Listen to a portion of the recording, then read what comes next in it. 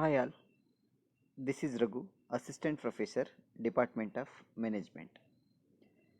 In previous sessions, we have already discussed meaning and scope of new product development. In today's sessions, we are going to discuss factor contributing to new product development or factor affecting new product development. ಒಂದು ಹೊಸ ಉತ್ಪನ್ನದ ಅಭಿವೃದ್ಧಿಗೆ ಯಾವೆಲ್ಲ ಅಂಶಗಳು ಕಾರಣ ಆಗುತ್ತೆ ಅಂತಕ್ಕಂಥದ್ದನ್ನು ಇವತ್ತಿನ ತರಗತಿನಲ್ಲಿ ತಿಳ್ಕೊಳ್ಳೋಣ. Learning objective of this session is to understand factor contributing to new product development. At the end of this sessions, learner are able to understand the key factor contributing to new product development. So ಹೊಸ ಉತ್ಪನ್ನಗಳನ್ನು ಅಭಿವೃದ್ಧಿಪಡಿಸಬೇಕಾದಾಗ ಯಾವೆಲ್ಲ ಅಂಶಗಳನ್ನು ನಾವು ಪರಿಗಣಿಸಬೇಕಾಗತ್ತೆ? ಮೊದಲನೇದಾಗಿ existence of adequate demand. ನಾವು ಉತ್ಪಾದನೆ ಮಾಡ್ತಿರ್ತಕ್ಕಂತಹ ವಸ್ತುವಿಗೆ ಅಥವಾ ಉತ್ಪನ್ನಕ್ಕೆ ಸಾಕಷ್ಟು ಪ್ರಮಾಣದ ಬೇಡಿಕೆ ಇದೆಯಾ? Is there a existence of adequate demand for the product which we are going to produce ಅಂತಕ್ಕಂಥದ್ದು. So we have to analyse the market. First we need to understand the market. What are the demands available for our product? ನಮ್ಮ ಉತ್ಪನ್ನಕ್ಕೆ ಎಷ್ಟು ಬೇಡಿಕೆ ಇದೆ ಅಂತಕ್ಕಂಥದ್ದನ್ನು ನಾವು ಅರಿತಾಗ ಹೊಸ ಉತ್ಪನ್ನವನ್ನು ನಾವು ಉತ್ಪಾದಿಸಬೇಕಾ ಅಥವಾ ಬೇಡವಾ ಅಂತಕ್ಕಂಥದ್ದು ಗೊತ್ತಾಗುತ್ತೆ. The factor the adequate demand, ಎಷ್ಟು ಡಿಮ್ಯಾಂಡ್ ಇದೆ ನಮ್ಮ ಪ್ರಾಡಕ್ಟ್ಗೆ ಅಂತಕ್ಕಂತಹ ಒಂದು ಅಂಶ ಒಂದು ಹೊಸ ಉತ್ಪನ್ನವನ್ನು ಉತ್ಪಾದನೆ ಮಾಡಲಿಕ್ಕೆ ನಮಗೆ ಪ್ರೇರೇಪಣೆಯನ್ನು ನೀಡುತ್ತೆ ಅಥವಾ ಮೋಟಿವೇಟ್ ಮಾಡುತ್ತೆ. If you produce this kind of product will be able to sustain in the market or if this product is going to succeed in the market ಅಂತಕ್ಕಂತಹ ಕಾನ್ಸೆಪ್ಟ್ ಬರುತ್ತೆ. So the number one is ಸಾಕಷ್ಟು ಪ್ರಮಾಣದ ಬೇಡಿಕೆಯ ಅಸ್ತಿತ್ವ. ನಾವು ಉತ್ಪಾದನೆ ಮಾಡಲಿಕ್ಕೆ ಹೊರಟಿರ್ತಕ್ಕಂತಹ ವಸ್ತುವಿಗೆ ಸಾಕಷ್ಟು ಪ್ರಮಾಣದಲ್ಲಿ ಬೇಡಿಕೆ ಇರುತ್ತೆ. ಇದರಿಂದ ಒಂದು ಹೊಸ ವಸ್ತುವನ್ನು ಅಥವಾ ಒಂದು ಹೊಸ ಉತ್ಪನ್ನವನ್ನು ಉತ್ಪಾದನೆ ಮಾಡಲಿಕ್ಕೆ ಒಂದು ಪ್ರಮುಖ ಕಾರಣ ಆಗತ್ತೆ.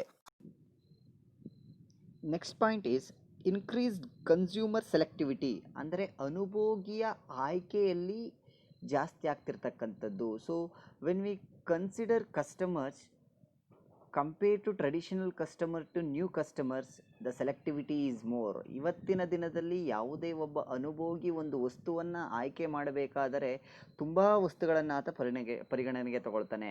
So starting from small thing, ಟೂತ್ ಪೇಸ್ಟ್. ಒಂದು ಟೂತ್ ಪೇಸ್ಟನ್ನು ತಗೋಬೇಕಂದ್ರೂ ಕೂಡ ಆತ ತುಂಬ ಸೆಲೆಕ್ಟಿವ್ ಮೈಂಡೆಡ್ ಆಗಿರ್ತಾನೆ. ಅಂದರೆ ಆತನಿಗೆ ಏನು, ಆತನ ಆಸೆ ಆಕಾಂಕ್ಷೆಗಳಿಗೆ ಏನು ಸೂಟ್ ಆಗುತ್ತೋ ಅಂಥದ್ದನ್ನೇ ಮಾತ್ರ ಆತ ಚೂಸ್ ಮಾಡಲಿಕ್ಕೆ ಹೋಗ್ತಾನೆ.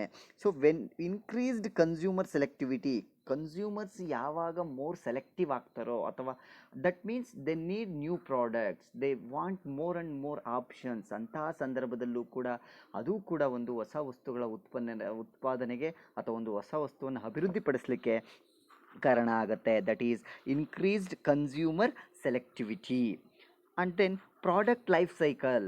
ಸೊ ಪ್ರಾಡಕ್ಟ್ ಲೈಫ್ ಸೈಕಲ್ ಒಂದು ಉತ್ಪನ್ನದ ಜೀವನ ಚಕ್ರ. ಯಾವುದೇ ಒಂದು ವಸ್ತು ಮಾರುಕಟ್ಟೆಗೆ ಬಂದ ನಂತರ ಅದು ಇಂಟ್ರೊಡಕ್ಷನ್ ಸ್ಟೇಜಿಂದ growth stage, then maturity stage, then decline stage. ಅಂದರೆ ಆ 4 ಹಂತಗಳನ್ನು ಪಾಸ್ ಆದಾಗ ಆ ವಸ್ತು ರೀಪ್ಲೇಸ್ ಆಗಲೇಬೇಕಾಗುತ್ತೆ. They need new one for that place. The product which is declined or saturated, on that point of time the customers or marketeer wants to introduce one more product to replace. So this is also a reason for new product development, or this is one of the major factor for new product development. And then new product is a basic profit determinant. ಅಂದರೆ ಏನಾಗುತ್ತೆ ಅಂದರೆ ಯಾವುದೇ ಒಂದು ಕಂಪನಿಯ ಲಾಭವನ್ನು ನಿರ್ಧರಿಸತಕ್ಕಂಥದ್ದು ಒಂದು ಹೊಸ ಉತ್ಪನ್ನ ಅಂತ ಇಲ್ಲಿ ಹೇಳ್ತಾ ಇದ್ದಾರೆ. ಸೊ ಹಳೆಯ ಉತ್ಪನ್ನ ಅಥವಾ old product will yield the same kind of profit are same line of results. So when they come in new product or when they introduce a new product in the market, that will give more profits to the company or that will gain more revenues in the market. or that will attract more customer in the market. If this happens, obviously company's profit will be more, or company's sales revenue will be more. So we can say new product is a basic profit determinant. ಅಂದರೆ ಒಂದು ಹೊಸ ವಸ್ತುವನ್ನು ಏನಕ್ಕಪ್ಪ ನಾವು ಉತ್ಪಾದನೆ ಮಾಡಬೇಕು ಅಥವಾ ಅಭಿವೃದ್ಧಿಪಡಿಸಬೇಕು ಅಂತ ಅಂದರೆ ಅದಕ್ಕೆ ಪ್ರಮುಖವಾದ ಕಾರಣ ಏನಪ್ಪ ಅಂದರೆ ಅವರ ಆದಾಯದಲ್ಲಿ ಜಾಸ್ತಿಯನ್ನು ಗಳಿಸ್ಬೇಕಂದ್ರೆ, ಅವರ ಗ್ರಾಹಕರನ್ನು ಜಾಸ್ತಿ ಮಾಡಬೇಕು ಅಂತ ಅಂದರೆ, ಮಾರ್ಕೆಟ್ ಶೇರನ್ನು ಜಾಸ್ತಿ ಮಾಡಬೇಕು ಅಂತ ಅಂದರೆ ಕಂಪನಿ ನಿಜವಾಗಿಯೂ ಕೂಡ ಒಂದು ಹೊಸ ವಸ್ತುವನ್ನು ಅಭಿವೃದ್ಧಿಪಡಿಸಲೇಬೇಕಾಗತ್ತೆ. And fifth one, new product are essential for growth. So ಈಗಾಗಲೇ ನಾನು ತಿಳಿಸಿದ ಹಾಗೆ, so if the company or manufacturer wants to increase their market share or wants to increase their customer base, or if they want to increase their sales revenue, they have to come up with a new product. ಅವರು ಒಂದು ಹೊಸ ವಸ್ತುವನ್ನು ಮಾರುಕಟ್ಟೆಗೆ ಪರಿಚಯ ಮಾಡಲೇಬೇಕಾಗತ್ತೆ. So ಇದು ಕೂಡ ಒಂದು ಹೊಸ ವಸ್ತುವನ್ನು ಅಭಿವೃದ್ಧಿಪಡಿಸಲಿಕ್ಕೆ ಪ್ರಮುಖವಾದ ಕೀ ಫ್ಯಾಕ್ಟರ್ ಆಗತ್ತೆ ಅಥವಾ ಒಂದು ಪ್ರಮುಖವಾದಂತಹ ಅಂಶ ಆಗತ್ತೆ. ಆರನೆಯದಾಗಿ ರಿಸೋರ್ಸಸ್ ಆ್ಯಂಡ್ ಎನ್ವೈರ್ನಮೆಂಟಲ್ ಕನ್ಸಿಡರೇಷನ್ಸ್. ನಮ್ಮಲ್ಲಿರ್ತಕ್ಕಂತಹ ಸಂಪನ್ಮೂಲಗಳು ಮತ್ತು ಪರಿಸರವನ್ನು ಕನ್ಸಿಡರ್ ಮಾಡಿದಾಗ, so natural resources are limited. ನಮ್ಮಲ್ಲಿರ್ತಕ್ಕಂತಹ ನೈಸರ್ಗಿಕ ಸಂಪನ್ಮೂಲಗಳು ಲಿಮಿಟೆಡ್ ಆಗಿದೆ, ಅದಕ್ಕೆ ಒಂದು ಸಲ ಮುಗಿದ ನಂತರ ಅದನ್ನು ರೀಪ್ಲೇಸ್ ಮಾಡಲಿಕ್ಕೆ ಆಗೋದಿಲ್ಲ. So marketer are intent to produce a products with equivalent to those kind of product. ಆ ಪ್ರಾಡಕ್ಟ್ಗಳಿಗೆ ಸಬ್ಸ್ಟಿಟ್ಯೂಟ್ ಆಗಿ ಯಾವುದಾದ್ರು ಒಂದು ಹೊಸ ಪ್ರಾಡಕ್ಟನ್ನು ಅವರು ಅಭಿವೃದ್ಧಿಪಡಿಸಲಿಕ್ಕೆ ಹೋರಾಡ್ತಿರ್ತಾರೆ ಅಥವಾ ಓಡಾಡ್ತಿರ್ತಾರೆ. ಇಂತಹ ಸಂದರ್ಭದಲ್ಲಿ ಇದು ಕೂಡ ಒಂದು ಪ್ರಮುಖವಾದ ಕಾರಣ ಆಗುತ್ತೆ ಹೊಸ ಪ್ರಾಡಕ್ಟನ್ನು ಉತ್ಪಾದನೆ ಮಾಡಲಿಕ್ಕೆ. So here we are talking about substitutes. ಅಂದರೆ ನಾವು ಯೂಸ್ ಮಾಡ್ತಿರ್ತಕ್ಕಂತಹ ಒಂದು ಪ್ರಾಡಕ್ಟ್ಗೆ ಈಕ್ವಲ್ ಕೈಂಡ್ ಆಫ್ ಫೀಚರ್ಸನ್ನು ಕೊಡ್ತಕ್ಕಂಥದ್ದು ಅಥವಾ ಈಕ್ವಲ್ ಕೈಂಡ್ ಆಫ್ ಬೆನಿಫಿಟ್ಸನ್ನು ಕೊಡ್ತಕ್ಕಂತಹ ಸಬ್ಸ್ಟಿಟ್ಯೂಟ್ ಪ್ರಾಡಕ್ಟ್ಸ್ಗಳ ಅವೈಲಬಿಲಿಟಿ ನಮಗೆ ಇರುತ್ತೆ ಅಥವಾ ಕಸ್ಟಮರ್ಸ್ ಎಕ್ಸ್ಪೆಕ್ಟೇಷನ್ ಮಾಡ್ತಾ ಇರ್ತಾರೆ.